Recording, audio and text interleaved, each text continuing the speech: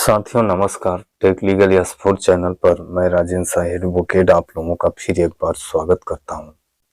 साथियों, कई संगठनों के द्वारा इस समय माननीय सर्वोच्च न्यायालय में सहारा निवेशकों के भुगतान के लिए PIL दायर करने की तैयारी चल रही है, जनहित याचिका दायर करने की तैयारी चल रही है।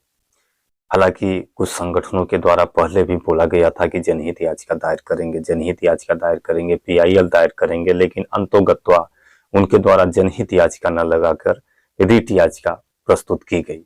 और अब भी दावा किया जा रहा है कि हमारे पास ये कंज्यूमर फार्म भरिए, अंडरटेकिंग फार्म भरिए, जो जो लोग अंडरटेकिंग लेंगे उनका हम भुगतान दिलाने के लिए वचनबद्ध है। अब रिट याचिका में अंडरटेकिंग का क्या महत्व है, हम आज दिन तक अपने वकालत के जीवन काल में अभी तक नहीं देखे हैं कि अंडरटेकिंग कैसे लिया जाता है किसी भी प्रकरण में।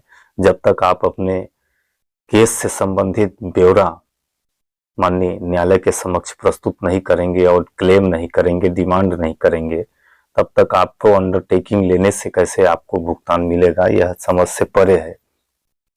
लेकिन फिर भी इस समय एक संगठन के द्वारा बहुत ही जोर शोर से तैयारी चल रही है कि हम निवेशकों के भुगतान दिलाने के लिए माननीय सर्वोच्च न्यायालय में PIL दायर करेंगे।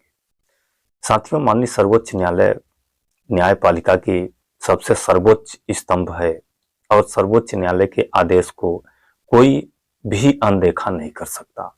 लेकिन जैसा हम लोगों को विदित है, अच्छे ढंग से मालूम है कि हमें जनहित याचिका लगाना चाहिए कि अवमानना याचिका लगाना चाहिए। जैसा कि आप सब लोगों को मालूम है कि माननीय सर्वोच्च न्यायालय के द्वारा 29 मार्च 2023 को एक PIL में ही पिनाकपानी मोहंती जी के द्वारा PIL दायर किया गया था। निवेशकों के भुगतान से ही संबंधित मामला था, चिटफंड कंपनियों से ही संबंधित मामला था। उस मामले में माननीय सर्वोच्च न्यायालय ने सरकार और CRC को स्पष्ट आदेश दिया तथा 5,000 करोड़ रुपया जो सहारा सेबी अकाउंट में जमा था, सेबी सहारा अकाउंट में जमा था, उस अकाउंट से 5,000 करोड़ रुपया CRC के अकाउंट में ट्रांसफर करने का आदेश दिया। और यह माननीय सर्वोच्च न्यायालय के द्वारा निर्देश दिया गया कि जितने भी सहारा के वैध निवेशक हैं उन निवेशकों का आप 9 महीना के अंदर में भुगतान करें। माननीय सर्वोच्च न्यायालय के द्वारा बोला गया था कि आप 9 महीना में वैध इन्वेस्टरों का भुगतान करें, लेकिन क्या माननीय सर्वोच्च न्यायालय के आदेश का पालन हुआ? क्या 9 माह के अंदर सहारा के वैध इन्वेस्टरों का भुगतान हुआ? अगर भुगतान नहीं हुआ तो क्या माननीय न्यायालय के आदेश की अवहेलना नहीं हुई? क्या माननीय न्यायालय के आदेश की अवहेलना CRC के द्वारा नहीं किया गया, सेंट्रल रजिस्ट्रार के द्वारा नहीं किया गया, भारत सरकार के द्वारा नहीं किया गया? अगर माननीय सर्वोच्च न्यायालय के आदेश की अवहेलना किया गया, क्योंकि 9 माह का समय काफी पूर्व ही बीत चुका है, मार्च में आदेश आया था। अगर हम 9 माह देखें तो दिसंबर के आसपास 9 माह समाप्त हो गया।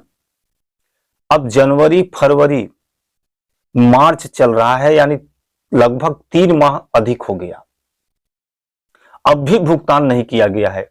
वैध इन्वेस्टर जो हैं, सहारा के जो वैलिड इन्वेस्टर हैं, वैलिड इन्वेस्टर जो आप ही बताते हैं, लगभग आपके द्वारा बोला गया कि हम 2,57,000 वैध इन्वेस्टरों का भुगतान किए, लेकिन क्या आप संपूर्ण भुगतान किए? क्या माननीय सर्वोच्च न्यायालय ने इंस्टॉलमेंट में भुगतान करने के लिए आदेश दिया था? माननीय सर्वोच्च न्यायालय का आदेश में तो ऐसा कहीं भी जिक्र नहीं है कि आप इंस्टॉलमेंट में भुगतान कीजिए। माननीय सर्वोच्च न्यायालय ने तो संपूर्ण भुगतान करने की बात किया था।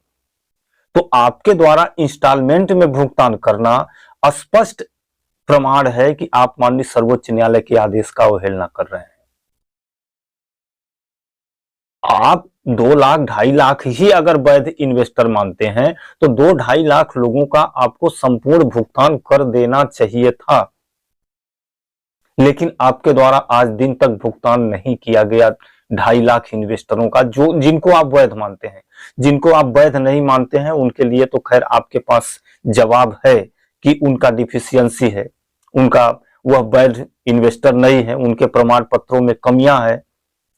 तो जब तक उनके प्रमाण पत्रों की कमियों को दूर नहीं किया जाएगा तब तक वो वैध इन्वेस्टर नहीं माने जाएंगे। हालांकि वो उनके द्वारा सारे दस्तावेज प्रस्तुत कर दिए गए हैं।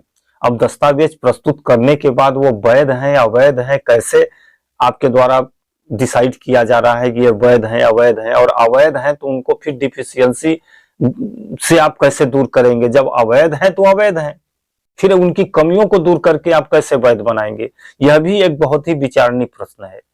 तो मैं तमाम संगठनों से आह्वान करता हूं, उन संगठनों से आह्वान करता हूं जो संगठन PIL लगाने की ओर बहुत जोरों शोरों से तैयारी कर रहे हैं। उन संगठनों का भी आह्वान कर रहा हूं कि जो जनहित याचिका भी प्रस्तुत कर दिए हैं।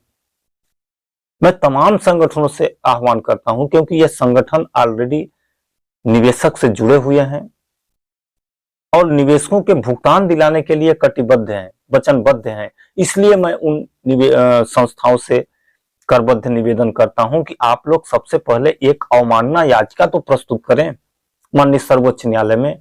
आपके पास सारे प्रमाण हैं, आप नकल ले लीजिए माननीय सर्वोच्च न्यायालय के आदेश का। आप CRC से RTI के तहत जानकारी ले लीजिए कि आपके द्वारा विगत 9 माह में कितने वैध इन्वेस्टर, कितने आवेदन आपको प्राप्त हुए। और जब वैध इन्वेस्टर के आपको इतने आवेदन प्राप्त हुए तो क्या इन आवेदकों का भुगतान आपके द्वारा किया गया।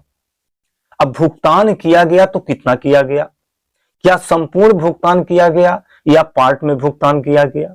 तो अगर पार्ट में भुगतान किया गया तो क्या पार्ट में भुगतान करने के लिए माननीय सर्वोच्च न्यायालय से अनुमति लिया गया। अगर माननीय सर्वोच्च न्यायालय से अनुमति नहीं लिया गया तो यह निश्चित है कि माननीय सर्वोच्च न्यायालय के आदेश की अवहेलना हुई है। और माननीय सर्वोच्च न्यायालय के आदेश की अवहेलना अगर हुई है तो उस अवहेलना के लिए अवमानना याचिका माननीय सर्वोच्च न्यायालय के समक्ष दायर किया जा सकता है। तो मैं तो सबसे पहले यह निवेदन करता हूं कि आप जनहित याचिका लगाइए, अच्छी सोच है। अगर आपके द्वारा जनहित याचिका प्रस्तुत किया जाता है तो निवेशकों का भुगतान प्राप्त करने के जो उम्मीद है वह उम्मीद बची रहेगी और वह उम्मीद निश्चित रूप से माननीय सर्वोच्च न्यायालय के आदेश पर उनकी उम्मीद जो है यथार्थ में परिवर्तित होगी, क्योंकि माननीय सर्वोच्च न्यायालय न्यायपालिका की सर्वोच्च संस्था है और माननीय सर्वोच्च न्यायालय को बखूबी जानकारी है कि निवेशकों के साथ बहुत भारी अन्याय हुआ है। तो माननीय सर्वोच्च न्यायालय निश्चित रूप से आदेश देगी और निवेशकों का भुगतान होगा। तो आप जनहित याचिका लगाइए। मेरा जनहित याचिका लगाने पर किसी भी तरह का मैं अवरोध पैदा नहीं कर रहा हूं, लेकिन मेरा मानना यह है कि जनहित याचिका से पहले आप एक अवमानना याचिका तो प्रस्तुत करें। अवमानना याचिका प्रस्तुत करेंगे उसमें बहुत सारे दस्तावेजों की आवश्यकता नहीं है, सिर्फ माननीय सर्वोच्च न्यायालय के आदेश की कॉपी ले लीजिए और CRC से जानकारी ले लीजिए। बस यही दोनों जानकारी लगा के माननीय सर्वोच्च न्यायालय के समक्ष याचिका प्रस्तुत कर दीजिए। और निश्चित रूप से माननीय सर्वोच्च न्यायालय के आदेश की अवहेलना सरकार के द्वारा किया गया है। माननीय सर्वोच्च न्यायालय जिस हिसाब से आदेश दिया है उस हिसाब से वितरण नहीं किया गया है। तो इस पर CRC और सरकार भी एक घेरे में आएंगे और जब घेरे में आएंगे तो वह भी निवेशकों का भुगतान दिलाने के लिए तत्पर होंगे, थोड़ा तेजी दिखाएंगे जिससे हम निवेशकों का यथाशीघ्र भुगतान हो पाएगा। इन्हीं बातों के साथ मैं अपनी वाणी को विराम देता हूं। नमस्कार।